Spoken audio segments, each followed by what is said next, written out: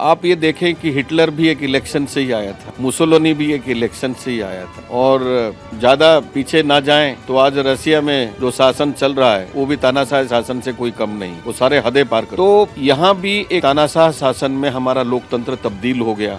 गलती तो हम ही लोगों का रही है, हमने जहर को चुना और वो विष सारा हमारा भारत का समाज में आज घुल चुका है। अपने दिमाग को बचा करके रखने की जरूरत है उस व्यवस्था से, जो व्यवस्था आपका दिमाग के ऊपर आक्रमण कर और आप उसका शिकार बन जाते, जिसको अंधभक्त कहते हैं। नमस्कार, आप देख रहे हैं महाखबर। मैं सुधाकर सिंह। आम आदमी पार्टी के कार्यालय में गहमा गहमी है। गहमा गहमी इसलिए भी है कि कल चुनाव के आखिरी चरण का मतदान हो गया। अब आगे की रणनीति तय होगी और आम आदमी पार्टी में लाजमी है कि गहमा गहमी है। और अब उस पर बातचीत करने के लिए हमारे साथ डॉक्टर आदित्य नारायण जी हैं और उनसे समझने की कोशिश करते हैं कि इस पूरे चुनावी परिप्रेक्ष्य में, इस जमानत में, केजरीवाल जी के आने से पूरे चुनाव प्रकरण में क्या गहमा गहमी रही, क्या हलचल रही, कैसे इसको देखते हैं, तमाम मुद्दों पर बातचीत होगी। सर, आपका स्वागत है महाखबर में।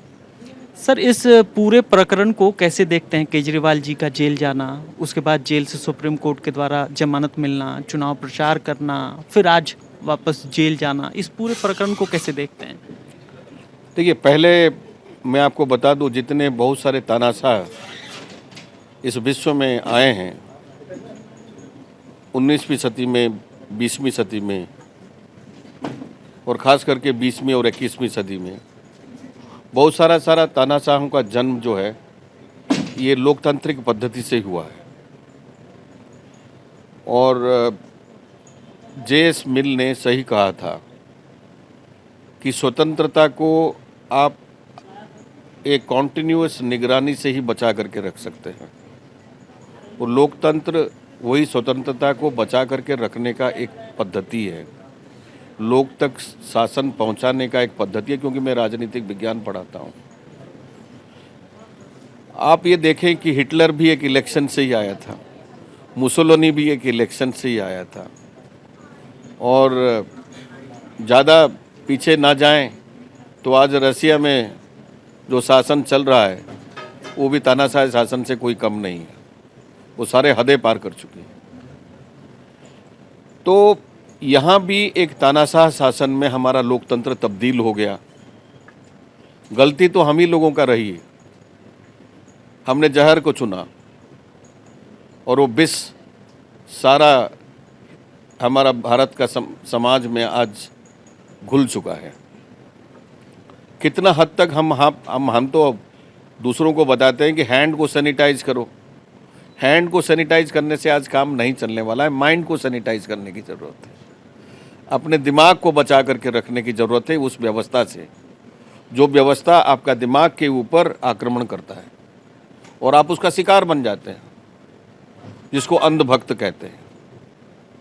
उस भक्ति में इतना लीन हो जाते हैं कि भगवान का स्वरूप को ही इन्होंने बिगाड़ करके रख दिया। पहले के रामचंद्र, प्रभु राम, मर्यादा पुरुषोत्तम राम का चित्र किस घर में नहीं था? शालीन सौम्य। हनुमान जी का भी वही। आज हनुमान जी जो गाड़ी में लगाते हैं फोटो, लगता है कि अगला नंबर आप ही का है, आपको गदा मारेंगे आपका गाड़ी अगर आपके इसके पीछे है तो। ये कौन बनाया? इन्हीं लोगों ने बनाया।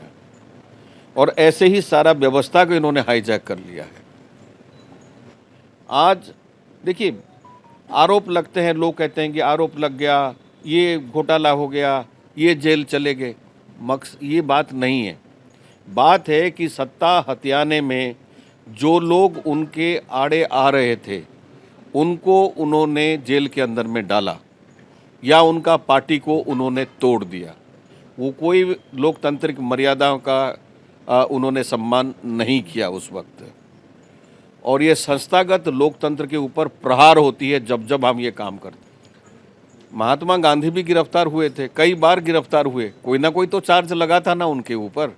नेहरू भी गिरफ्तार हुए थे, नेल्सन मंडेला भी गिरफ्तार हुए थे। ऐसे हर व्यक्ति जो दूसरे के हक के लिए लड़ाई लड़ता है वो गिरफ्तार होता है, वो सताया जाता है व्यवस्था के द्वारा। अरविंद केजरीवाल उसका एक प्रतीक है। जिस व्यक्ति ने, जो स्कूल के दरवाजे के पास कोई जाना नहीं चाहता था, आज पब्लिक स्कूल छोड़ करके बच्चे वहाँ आ रहे हैं।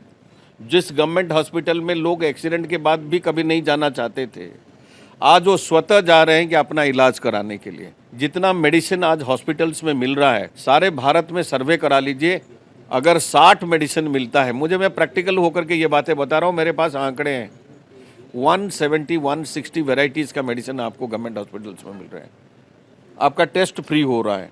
तो जो पब्लिक रिसोर्सेज को लोग तक पहुंचाने का जो व्यवस्था है, वो सोच का नाम है अरविंद केजरीवाल।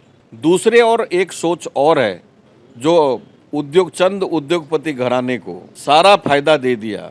भारत का रेलवे जिसको लेकर के, जिसका बजट को लेकर के हम बहस किया करते थे, आज रेलवे बजट उसके लेकर के कोई बहस नहीं होता है, क्योंकि अडानी रेलवेज हो गया, अंबानी रेलवेज हो गया, भारतीय रेलवेज नहीं रह गया, वो मेरा और आपका रेलवे नहीं रह गया। ऐसे न्यू एजुकेशन पॉलिसी के तहत शिक्षण संस्थानों का भी वही दशा हो गया। आज जो कोर्स पढ़ाया जा रहा है, देखिए उनको कोई बुद्धिमान आदमी नहीं चाहिए और बिल्कुल अनपढ़ आदमी चलेगा, लेकिन थोड़ा बहुत उनको पढ़ा लिखा होना चाहिए, थोड़ा बहुत अकल नहीं होना चाहिए उसका, ताकि उनका बातों को खूबहू वो जा कर के बता सके, बयान कर सके। तो शिक्षा व्यवस्था को भी उन्होंने वैसे ही बना दिया। तो ये चारों तरफ से जो प्रहार है, जो व्यक्ति, जो व्यवस्था, जिन लोगों ने इसका विरोध कर रहे हैं, नेचुरली वो तो चंद पूंजीपति घराने का जो इंटरेस्ट है उसको आड़े आ रहे हैं, तो कैसे छूट जाएंगे। तो इसीलिए आज एक भावुक पल है हम सबके लिए कि सुप्रीम कोर्ट ने एक मोहलत दी थी अरविंद जी को प्रचार प्रसार करने के लिए। आज उनका अवधि खत्म हो रहा है। हम धन्यवाद करते हैं सुप्रीम कोर्ट का कि कम से कम थोड़ा बहुत लोकतंत्र मर्यादाओं को उन्होंने पालन किया और एक मौका दिया। लेकिन ये जंग यहाँ पर ख़त्म नहीं होगी। आने वाला समय में भी ये द्वंद्व चलेगा। ये चलेगा कि ये अब दुनिया जग चुकी। मुझे इस इलेक्शन में कम से कम एक जो भी नतीजा होगा, अब इनका तो व्यवस्था है, ये पहले घोषणा कर देते हैं कि 300 सीट 400 सीट, जैसे जिलेबी बनाना हो कि रसगुल्ला बनाना हो, ये पहले से तय करके बता दिया और फिर बना देते हैं, जैसे कि टोटल लोगों के ऊपर इनका कंट्रोल है। और अभी जो बता रहे हैं जो लोग सेफोलॉजिस्ट, इनके जो सो कॉल्ड पालतू सेफोलॉजिस्ट है, वो बता रहे हैं कि ऐसे हो गया, वैसे हो गया, इतना आंकड़ा आ जाएंगे। अरे 400 क्या, अरे 800 सीट ले लो और भी कहीं कहीं से ले लो। लेकिन आपने लोकतांत्रिक व्यवस्था को जो ध्वस्त कर रहे हैं, जो संस्थागत अटैक आप कर रहे हैं, उसका नतीजा ठीक नहीं होगा। सर, इस बीच एक सवाल, आप लगातार यूनिवर्सिटी में पढ़ा रहे हैं इतने सालों से। अभी एक इंटरव्यू में नरेंद्र मोदी ने कहा कि देश में जब गांधी पे फिल्म बनती है तब गांधी को लोग जानते हैं, वरना इसके पहले गांधी को लोग नहीं जानते थे।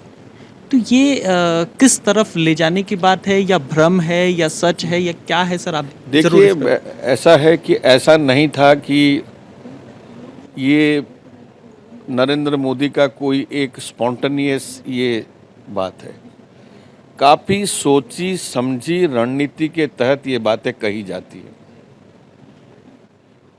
मरवाने वाले कौन थे? गांधी जी का हत्यारा जो कराया था, उनका क्या किस दल के साथ संबंध है? और एक साइड में तो गांधी जी का चश्मा को दिखाते हैं और दूसरा साइड नाथुराम गॉडसे का मंदिर बनाते हैं। ये जो प्रक्रिया है, देखिए, ये एक सोची समझी रणनीति है जिसके तहत ये बताया जा रहा है कि एक फिल्म से ही एक व्यक्ति गांधी बना।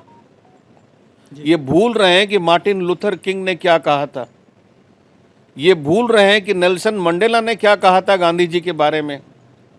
ये भूल रहे हैं कि आज ये इस तरीके से बात कर नहीं पाते अगर गांधी जी का फ्रीडम स्ट्रगल में कोई कंट्रीब्यूशन नहीं होता। मैं इस बहुत बड़ा मुद्दा है, मैं जाना नहीं चाहता हूँ, लेकिन ये उनका घटिया मानसिकता को बताता है। जिस तरीके से एक महान व्यक्ति, एक महान युग प्रवर्तक को एक ड्वार्फ छोटा बनाने की ये कोशिश कर रहे हैं। आप कुछ भी करिए, क्राइस्ट को मार दिया गया, क्रिश्चियनिटी नहीं मरी बॉस। इसलिए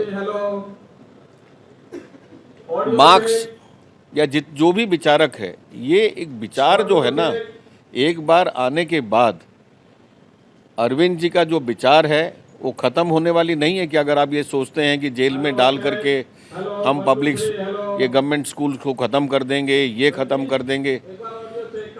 ईमानदारी से हर जनता आज सारे देश में कौन नहीं चाहता है कि मेरे बच्चे को नौकरी मिले, कौन नहीं चाहता है कि हम जब बीमार हों मेरा ज़मीन नहीं बिके, मैं गिरवी ना रखूं कोई चीज़ और मेरी इलाज हो जाए। हाँ, कौन ये नहीं चाहता है कि मेरा बच्चा अच्छा स्कूल में जा कर के पढ़े। अगर लोकतंत्र में कोई लोग अगर इसको सकारात्मक रूप देने की कोशिश कर रहे हैं, उनको आप जेल में डाल रहे हैं, उनको आप सता रहे हैं, उनको आप पीड़ा पहुंचा रहे हैं, ये अच्छी बात नहीं है और ये बहुत घटिया किस्म की बात है। और एक ना एक दिन, वो दिन दूर नहीं है, मैं अब आपको बता रहा हूँ। इसका शुरुआत बहुत भयंकर रूप से हो चुका है। कम से कम इस इलेक्शन में मैं एक चीज़, सारी भारत में एक चीज़ मैंने देखा है, युवा जग चुका है, युवा जग चुका है। वो आपका अंतरात्मा को झंझोड़ेगा एक दिन, अब बच करके नहीं निकल सकते। सर एक सवाल ये कि जैसा आपने भी माना कि संस्थाओं पर चारों तरफ से कब्जा है, अभी आप देख रहे हैं, मैं भी कवर कर रहा था, मैं भी बिहार घूमा, तमाम जगहों पे घूमा। अगर आप ग्राउंड रिपोर्ट की बात करें तो ग्राउंड पे ऐसी कोई स्थिति नहीं थी जैसा ये टीवी पे अब दिखाया जा रहा है। तो आपको लगता है कि संस्थाएं दबाव में हैं या संस्थाओं पे बहुत नकेल कसा गया है कि जो हम चाहते हैं वही दिखाओ, ऐसी कोई लगता है कि ऐसा कोई? ये पिंजरे में रखने वाली तोताएं हैं, खुली आसमान में जंगलों में रहने वाला तोता या परिंदे नहीं है। इनको क्या पता है कि खुली आसमान का हवा क्या है और रुख क्या है। इस रुख के बारे में उन्हें अंदाजा नहीं है। ये पहले तो कहेंगे कि हम 300 पार कर गए, 400 पार कर गए, फिर कुछ ऐसे तोताओं से ये बुलवाया जाएगा कि भाई ये कर गए, फिर एक नतीजा भी ले आएंगे कि भाई हम इतना कर गए। यहाँ बात खत्म नहीं होगी बॉस, आने वाला समय काफी खतरनाक होगा और वो हमारा किसी का हित में नहीं होगा, ये भी मैं आपको बता दूं, उनके भी हित में नहीं होगा। जिस आग के ऊपर वो ले जाने की कोशिश कर रहे हैं और ले जा चुके हैं काफी हद तक, वो आग उन्हें भी जला देगी। हम तो जलेंगे जलेंगे, वो उन्हें भी नहीं छोड़ेगी। हिटलर को अपने को गोली मारना पड़ा ना, मुसोलिनी को पब्लिक चौराहे के ऊपर टांग देना पड़ा ना, आप नहीं खत्म कर सकते हैं कोई चीज़ को। देश में हम लगातार देख रहे हैं या पूरा देश देख रहा है कि जो भी इनके खिलाफ बोल रहा है या मुखर हो रहा है, आपने भी ये बात मानी, उसको किसी न किसी तरीके से फंसाया जा रहा है, पर प्रयास किया जा रहा है, ईडी हो सीडी हो। आप इतना मुखर हो रहे हैं, डर नहीं लगता? जीवन तो एक समय के लिए है जिसका कोई एक्सपायरी डेट है नहीं, कभी भी एक्सपायर कर सकते हैं, इसका कभी भी अंत हो सकता है। तो डर के क्या जीना है, डर के क्या जीना है। जिस दिन आदमी डर के ऊपर उठ जाएगा ना, स्वतंत्रता, समानता, मौलिक अधिकार, ये सब उसको प्राप्त होगा। 5 तारीख को केजरीवाल की इस जो जेल या इस जो जमानत मांग रहे थे उस पे सुरक्षित रखा है कोर्ट ने, क्या लगता है 5 तारीख को क्या फैसला आएगा? देखिए, मैं ज़्यादा कोई लीगल एक्सपर्ट तो हूँ नहीं, मैं संभावनाओं की बात, मैं उसके ऊपर कोई भी टिप्पणी देना नहीं चाहूँगा। हम उम्मीद करते हैं कि इस वक्त अगर ये सारे अंधेरे में कोई रोशनी अगर दिखाई देती है, थोड़ी बहुत रोशनी अगर दिखाई देती है, वो सुप्रीम कोर्ट की ओर हम देख रहे हैं। बाकी जगह पर तो घोर अंधेरा है। ये हमारे साथ आदित्य नारायण सिंह थे और आनंद नारायण मिश्रा थे, जो बता रहे थे कि तमाम जो संस्थाएं हैं या तमाम जो देश में मुश्किलें खड़ी की जा रही हैं, ये ख़त्म होने वाली नहीं हैं और अरविंद केजरीवाल जैसे लोग जो हैं वो इस राजनीति की मसाल की तरह हैं जो हमेशा आगे चलेंगे और लोगों को राह दिखाएंगे। आप बने रहें महाखबर के साथ। मैं सुधाकर सिंह, धन्यवाद।